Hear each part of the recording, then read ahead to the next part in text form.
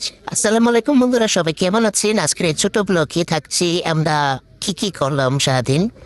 যাওয়ার পথে তো আমরা সকাল সকালে সকলমেতে বাসা যাওয়ার জন্য রওনা হয়েছি। বাজার থেকে আম কিনবো, যেহেতু এখন আমের সিজন, তাই আম নেওয়াটাই ভালো।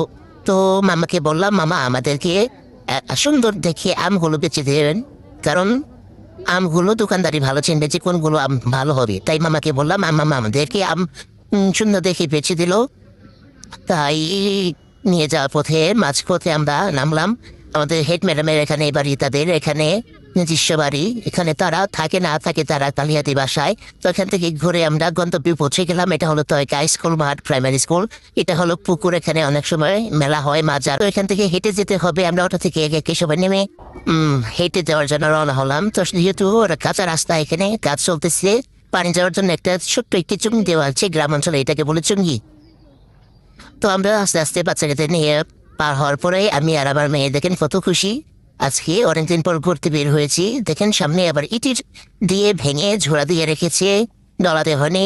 আবার ম্যাডামকে বললাম, ম্যাডাম খোঁজ নিয়ে আসেন তো এটাই রাস্তা নাকি।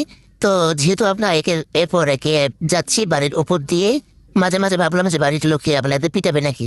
তো দেখলাম আসলে এর বাড়ির উপর দিয়ে পথ, তাই আমরা পথ দিয়েই চলে গেলাম। অবশেষে আপনার বাড়িতে আসলাম। সবাই ভালো থাকবেন, আল্লাহ হাফিজ।